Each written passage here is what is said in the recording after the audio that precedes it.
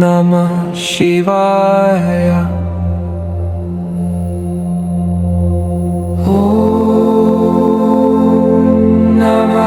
शिवाय शिवाय।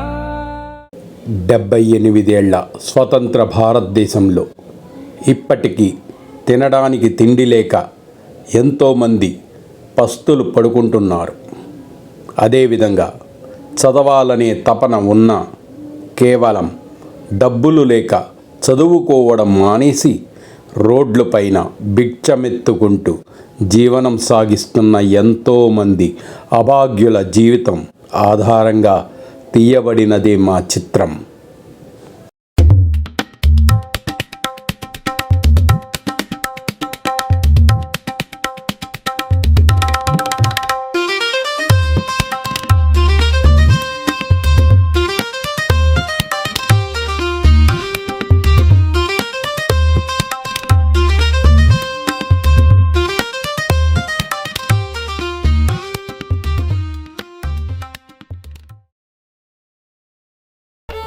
ఓం నమః శివాయ. ఓం నమః శివాయ.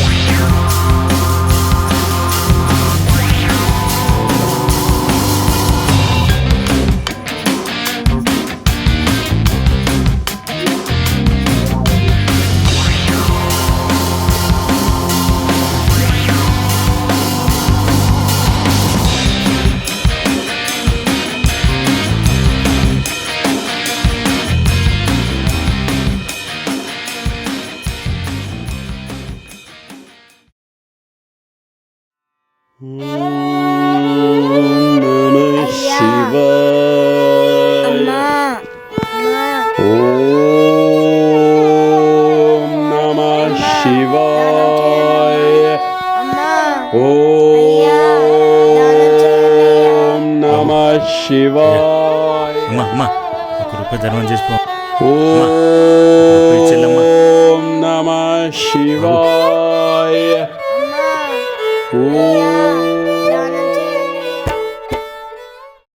బాబు అమ్మా అయ్యా దానం చేయండి అమ్మా.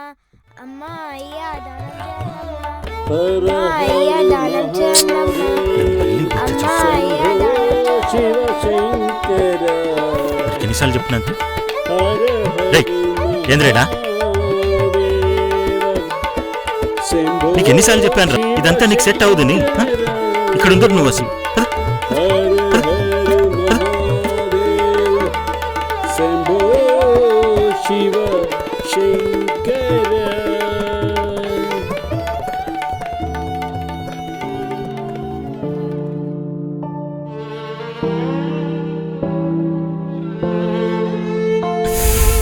చూడు నాన్న, నా చిన్నతనంలో మా నాన్నని చూసి బొచ్చు చేతిలో తీసుకున్నాను. ఇప్పటికీ బిచ్చగాడిలాగే బతుకుతున్నాను. ఇప్పుడు నువ్వు నన్ను చూసి బొచ్చు చేతిలో పట్టుకున్నావు. చూడు నాన్న, మనం స్వార్థంతో పరుగులు తీసి మనుషుల మధ్యన బతుకుతున్నాం. మనకి మర్యాద కాదు కదా, కనీసం మనుషుల్లాగా కూడా ఈ సమాజం గుర్తించదు. మనలాంటి వాళ్ళకి ఆ దేవుడు చూపించిన మార్గం ఏంటో తెలుసా? చదువు. చదువు ఒక్కటే నాన్న. ఈరోజు చదువుకున్నవాడు భవిష్యత్తులో ఏదైనా సాధించగలడు. కాబట్టి నువ్వు చదువుకోవాలి నాన్న. చదువు ఒక్కటే మన జీవితాల్లో వెలుగులు నింపేది. నా జీవితం దారబోసైనా సరే నేను చదివిస్తాను నాన్న. నువ్వు గొప్ప ప్రయోజకుడు అవ్వాలి.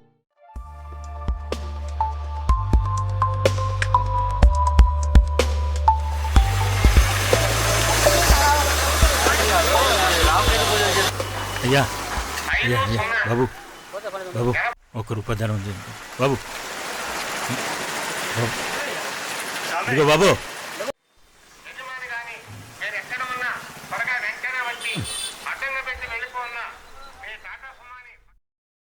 నేను బిచ్చగాండి కావచ్చు, నా కొడుకు కాదు. ఇచ్చారా డబ్బులు? పక్కన కూర్చున్నంత మాత్రాన నా కొడుకు బిచ్చగాడైపోతాడా? ధర్మాత్ములు.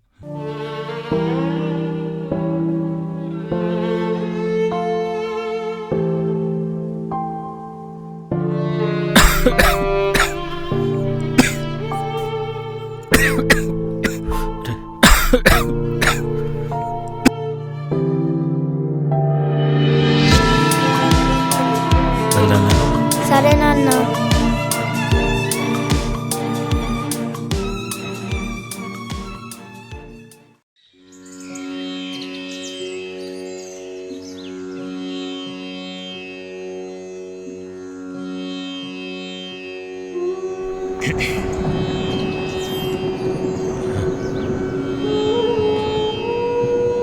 ఇలా కూర్చోరా.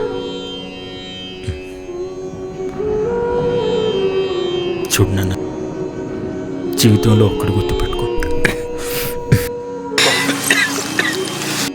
ఎదుటి వాళ్ళ దగ్గర ఎప్పుడు బలహీనంగా ఉండకు. ఎందుకంటే బలహీనులకు ఈ సమాజంలో చోటు లేదు. నీ దృష్టి ఎప్పుడూ కూడా లక్ష్యం వైపే ఉండాలి. నీ ఆలోచనలు ఎప్పుడూ అందరూ మెచ్చుకునేలాగా ఉండాలి. సరే నాన్న. డబ్బులు ఎలా సంపాదించాలో నేర్చుకో. ఆ సంపాదించిన డబ్బుని ఎలా ఖర్చు పెట్టాలో కూడా నేర్చుకో. సహాయం కోసం ఎవరి దగ్గర చేయి చాచుకో. ఎవరు నీకు సహాయం చేయరు. ఈ సమాజంలో కుక్కల్ని చులకనగా చూస్తారు, అదే సింహాలని భయంగా చూస్తారు. ఎందుకో తెలుసా? కుక్క ఎప్పుడు మనం పడేసే ఎంగిలి మెతుకుల కోసం ఎదురు చూస్తూ ఉంటుంది. అదే సింహం తన ఆహారాన్ని తనే వెంటాడి తెచ్చుకుంటుంది. ఒంటరిగా యుద్ధం చేయడం నేర్చుకో. కాలంతో పాటు నువ్వు కూడా పరిగెత్తు. ఏదో ఒకరోజు ఆ కాలమే నిన్ను ఒక యోధుడిగా నిలబెడుతుంది.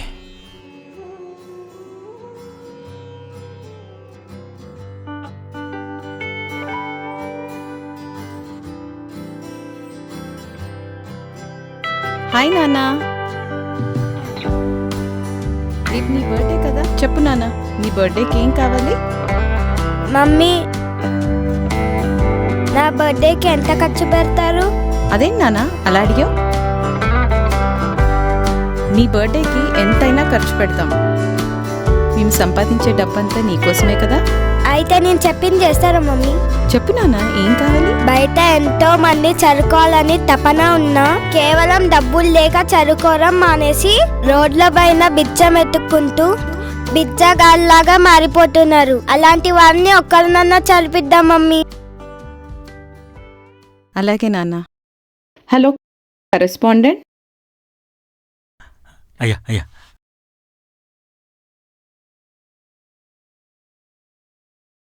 అమ్మా అమ్మా ₹1 దానం. అమ్మా చల్లగా ఉండమ్మా. అమ్మా బాగుండాలి. అమ్మా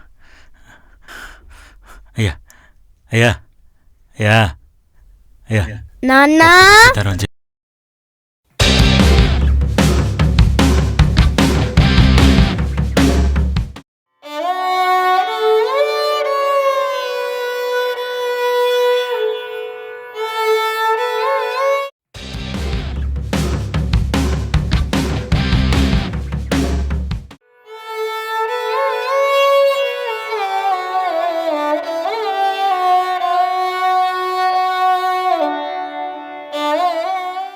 రే, ఏంట్రా ఇదంతా? రగన్నా అన్నా, ఒక డబ్బున్న ఫ్యామిలీ ప్రతి సంవత్సరం వాళ్ళ బాబు బర్త్డేకి అయ్యే ఖర్చునంతా ఒక చోట పెట్టి నీ కొడుకుని చదివిస్తారంట. నీ కొడుకు చదువు పూర్తయ్యేంత వరకు వాళ్ళే చదివిస్తారంటన్నా.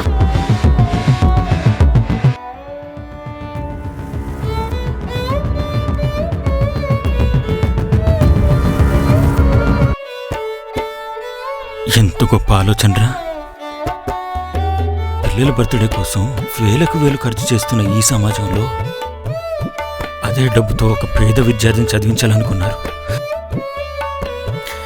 ఇదే విధంగా ఈ డబ్బున్న వాళ్ళందరూ ఆలోచిస్తే ఎంతోమంది పేద విద్యార్థుల జీవితాల్లో వెలుగులు నింపొచ్చు.